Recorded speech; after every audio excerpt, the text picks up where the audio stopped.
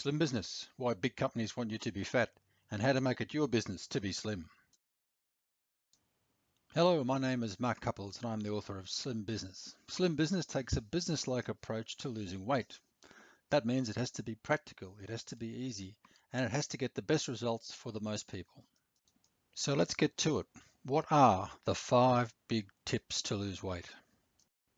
Number 1, choose whose side you're on. Experts are forever disagreeing about food and diets. Have you noticed that? I've noticed that for the last 35 years. If you don't choose whose side you're on, the diet you start on Monday will be no good on Tuesday when the next expert comes along. There are only a few good reasons for all this confusion, and the best reason of all is money. Hundreds of billions of dollars are invested in the food industry. Giant food corporations that supply giant supermarket chains that in turn supply 95, 96, 97% of the groceries in the Western world, and then throw in fast food chains. If you run those big businesses, you then spend billions of dollars on advertising that food as good for you, desirable, safe, and definitely not going to make you fat. So where do all those advertising billions go? Those advertising billions go to movie stars, sports stars, doctors, and experts, all telling you to keep buying from the same aisles. You can have anything you like to eat as part of a balanced diet. Who is right and who is wrong? Well, almost anyone can work it out with a little research. There was no epidemic of cancer, heart attack, and stroke in 1890, but have a look at the same numbers in 2010. In 1890, people ate meat, fish, chicken, eggs, cream, butter, milk, coconut oil, palm oil, olive oil, fruit and vegetables, and those are mainly the foods you need to beat obesity. A lot of those foods include plenty of saturated fat, and saturated fat is good for you. Choose to be on the side of people who promote traditional foods. Weigh in every day. in the morning, in your birthday suit, after you go to the toilet. Pay attention daily. You don't lose weight once a week. You don't gain weight once a week. That happens every day, depending on what you eat, drink, and do every day. If a day goes well, just move on. If a day goes badly, you need to analyze what you ate, drank, and did the day before. And if you're lucky, you'll remember the day before. If you weigh in once a week and it goes badly, who can remember what they ate, drank, and did for the previous 7 days? That would be nobody. There are some things that upset the accuracy of a daily weigh-in, but for the most part it works, and that's what we need.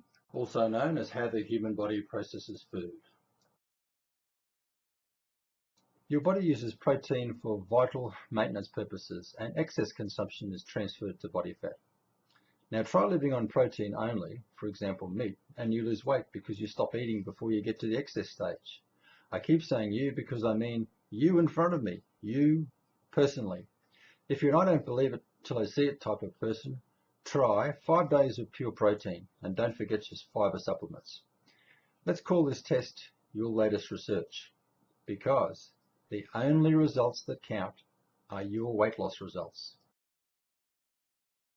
Your body uses fat for vital maintenance functions, and excess consumption is transferred to body fat. Now, try living on fat only, for example olive oil, and you lose weight because you stop eating well before you get to the excess stage. If you're an I don't believe it till I see it type of person, try this test. 5 days of pure olive oil, and don't forget your fiber supplements. Call this test, I am an idiot who could live on olive oil for even 1 meal. By the way, when you're eating meat, you're also eating fat. Meat is a combination of protein and fat. So 2 birds with 1 stone. You lost weight eating a combination of protein and fat. Coming to the point, the only results that count are your weight loss results. Your body uses carbohydrate as its first choice for energy, and excess consumption is transferred to body fat. Now try that same 5-day test eating very high carbohydrate foods, eating and drinking until you feel like stopping, and see how easily you put on weight. You can find those high carbohydrate foods in your supermarket aisles. Beer, sodas, confectionery, bread, cakes, cookies, biscuits, frozen dinners. Read the labels. Now you understand protein, fat and carbohydrate, you have massively increased your chance of success with your weight loss program. Also known as Get Slimmer Faster. Let's start with something we both have in common. You and I don't like exercise. 86% of the Western world does no exercise on a daily basis, where that includes walking. Does your day look like you get in your car, on the bus or the train to work, you sit in an air-conditioned office all day, you get in your car, on the bus or train to home, and then you sit in front of TV for 2 to 3 hours before you go to bed? There's a never-ending supply of food and drink that will easily add weight to all of us, but there's hardly any physical work required to take that weight off. To speed your weight loss, try this new, latest exercise discovery called, yes, it's called walking, and look how happy you both will be. Walk the dog, walk to work, walk at lunchtime, walk around the oval when your kids are playing sport, it all counts. I don't know if your neighbourhood is safe to walk in, but if you need better security, you can walk on the treadmill in one of those no-frills 24/7 gyms. Walking is easy, and it speeds up the results from your new smart way of eating. You can do harder exercise than walking, but remember, there is nothing harder than losing weight without any exercise. Friday night drinks and the weekend are often the worst days of the week when it comes to rapid weight gain. Friday night drinks and the weekend barbecues and dinner parties and no work to worry about the day after. So not going to these things is going to be good for your weight loss, but it won't last because we're all social people. What happens when you stop hiding and go back to the bar, back to the barbecues and the dinner parties? Eating far too much, drinking far too much?